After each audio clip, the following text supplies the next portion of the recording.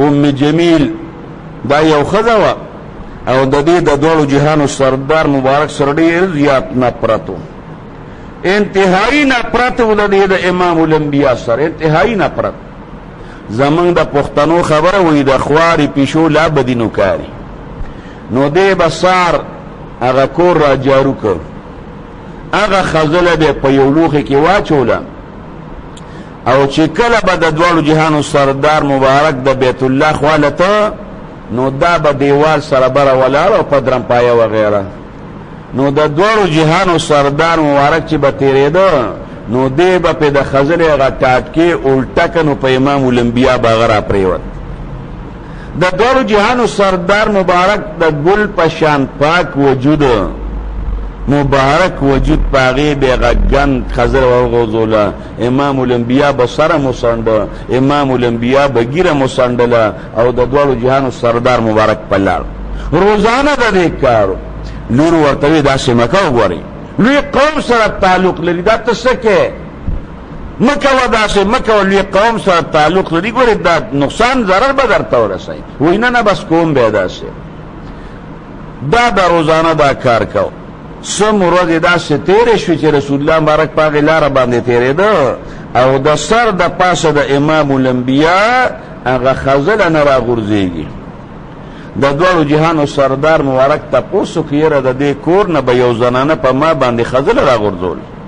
کور به جارو که زما ټیم یې څارلی و، په ما باندې به خزله راغورځوله. دا سور وزیر شوې په ما خزله نه راغورځېږي. خلکو ورته ویې هغه کونډه ښځه ده او هغه بیماره شوې ده، داسې بیماری کې پرته ده چې د مرګ په حالت کې د خدمت هم څوک نشته، صرف یوه لورې ده.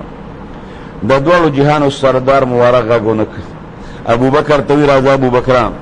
عمر فاروق رضی الله عنه ته وی راځه عمره. ځان سره دواړه صحابه کرام کړل او رالل د ام جمیل دروازې او ډبوله. رونو دغه وخت کې تاسو نه تپوس کوم ام جمیل مسلمانه وه که کافره وه؟ کافره وه که نه؟ کوم کردار امام الانبیا سره کړی؟ دروازې او ډبوله. دا مور دی لور ته وایي بچې ورشه، د مونږ خو څوک تپوس نه کوي. خو کیدای شي څوک تپوس له راغلي چې هغه لور یې دروازې له راله او وی قتل امام الانبیا ته او ابوبکر رضی الله عنه ته بیا عمر فاروق رضی الله عنه ته. عمر فاروق رضی الله عنه ډېره دبدبه وه، ډېره دبدبه وه. بد دروازې له یې ګړب ورکړې او منډه یې کړې. وی مورې ما خو به درته وی چې خزلې پې مه غورځوه که نه، ما به درته وی چې مه کوه ګوره انتقام به ورنه والي. راشه نن د خپل انتقام او د بدلې اخیستو دپاره ځان سره ملګري هم راوستلي، ابوبکر رضی الله عنه هم راوستلي، عمر هم راوستلي. مورې کو بس موږ به ته خلاصوي څوک، دا خو که په مرۍ راله ګوتې کېدو موږ غږ نشو کولی. مورې ورته وی بچې وی ما د خلکو نه اورېدلي چې ډېر زیات خشته اخلاقې دي، ډېر زیات نرم دله دی، ورته کولو که چې دننه راشي معافي به ترې غواړو. نو د دواړو جهانو سردار مبارک ته یې مور مې وی چې دننه راځه. پاک پیغمبر مبارک دننه ورغی، مرګري ورسره دي ام جمیل او لور او مور او لور د ملامت نه سترګې ښکته کړې دي. د دواړو جهانو سردار مبارک ته په نامه باندې نوم واخیست. پلان کې څنګه راغلی؟ امام الانبیا ورته وی ډېرې ورځې شوې او په ما باندې تا خزله نه ده راغورځولې. نو ما معلومات وکړل خلکو راته وی بیماره ده او څوک یې د خدمت نشته. نو زه په خپله هم راغلی یم ستا د خدمت دپاره، ځان سره مې دا دواړه ملګري م راوستي ستا د خدمت دپاره. د کافر سره د امام الانبیا دا سلوک دا مې هم راوستی. که ستا څه خدمت یې څه درجت یې هغې چې وکتل چې ما به څه کول دا ما سره څه کېږي. هغه ام جمیل سترګې ښکته کړې، قسم په الله که دا دین نه حقي، دا حق دین دی، په هغې ځای باندې مور او لور مسلمانه شوه. فتحت المدینة بالاخلاق، مدینه منوره چې فتحه شوې ده دا د امام الانبیا د اخلاقو د وجې نه فتحه شوې ده. دا دین چې خور شوی دی دا د اخلاقو د وجې نه خور شوی دی. د دواړو جهانو سردار مبارک خو چې کله وفات شو، مکه مکرمه کې تقریبا 10,000 صحابه 8,000 صحابه دا په مدینه منوره کې دفن دي او 2,000 صحابه دا په مکه مکرمه کې دفن دي. دا باقي صحابه دنیا په ګوټ ګوټ کې خوار شو او دا دین چې په دې ګوټ ګوټ کې خور شو دا د صحابه او اخلاق او خلکو قتل دا اخلاق د وجنه دا دومره خلک دا مسلمانان شو. دا د امام الانبیاء خشته اخلاق نن سوچو که دا زما اخلاق دي دا ستا اخلاق دي د بچی د پلار او د بچی مابین کې څه اخلاق دي د رور او د رور په مابین کې څه اخلاق دي که پلار بچی ته ستغه ووی پلار نو د بچی د پلار خبره نه ریږي نو د رور خبره به سیره شي نه خیر دې د الله د رضا لپاره به بعضې خبرې غلط هم د دې خپو لاندې کوو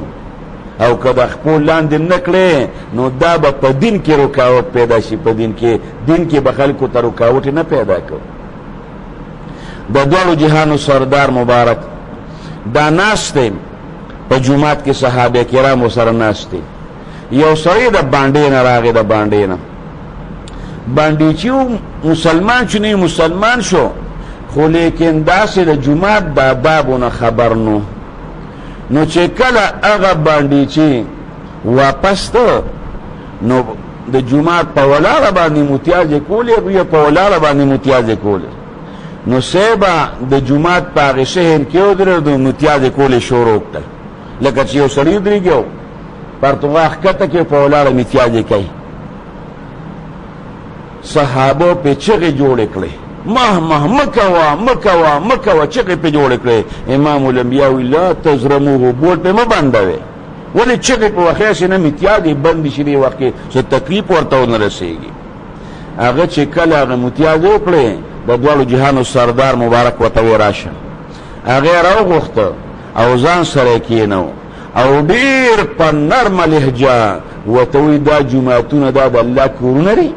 د دې به موږ احترام کوو د دې به موږ عزت کوو د دې به بېادبي نه کوو. ډېر خشته په اخلاقو خبرې ورسره وکړې. هغه په دې صحابه خو پې چغې والې وې چې مه کوه هغه په اړه کې لږ شرمنده غوندې و.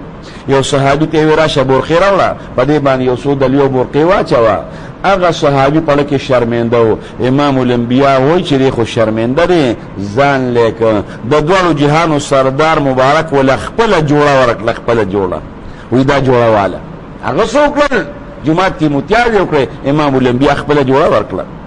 چې د دواړو جهانو سردار مبارک ته پته ولې چې باندې ته یو ساری او سر نشته امام الانبیاء ولا سورلیم ورکه اوښ هم ورله ورکړ د اوښ واله په دې باندې سور شه و باندې ته لاړ شه. هغه چې د امام الانبیاء اخلاق ورته وکتل چې ما په جومات کې متیازې وکړې او مال یې جوړه م راکړه مال یې اوښ هم راکړه په هغې باندې سور دی نوې جوړه چوړې ده په اوښ باندې سور دی او روان دی خپل کلي ته. چې کله خپل کلي ته ونږدې شو اواز یې وکړي ای زما ترونو بار ته روځئ ای زما د ترونو زامنو بار ته روځئ ای زما ماماګانو بار ته روځئ ای زما د ماماګانو زامنو بار ته روځئ ورونو بار ته روځئ د رونو بچو بار ته روځئ. خلک وایي چې څه چل شوی دی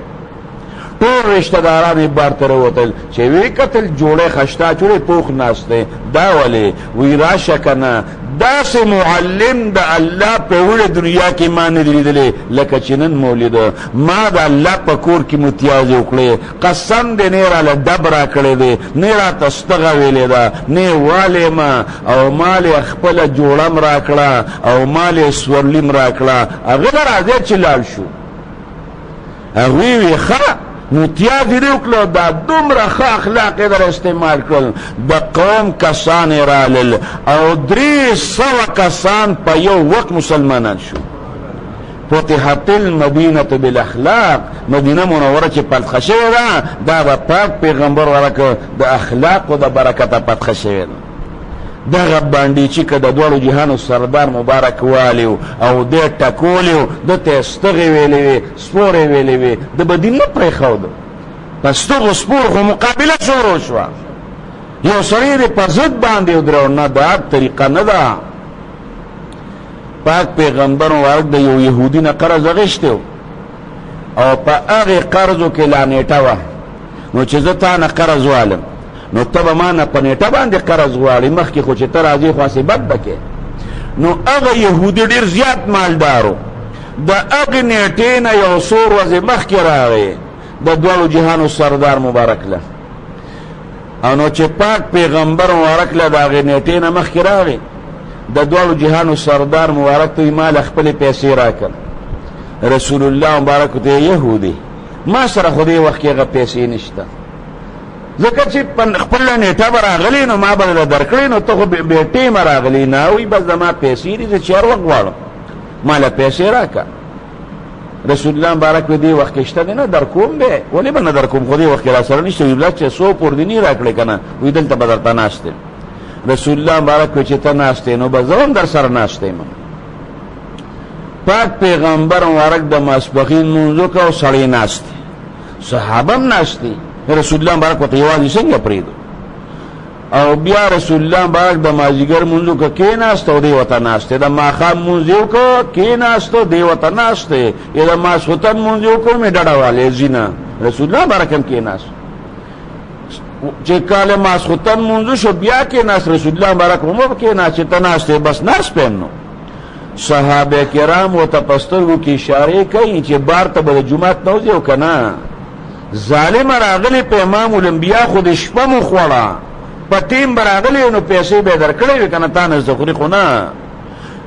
او په سترګو کې ورته اشارې کوي چې بار ته به وځي ګورو به صبر وکړه چې کله د سار مونږ د دواړو جهانو سردار مبارک وکړ نو دا یهودي امام الانبیا ته وایي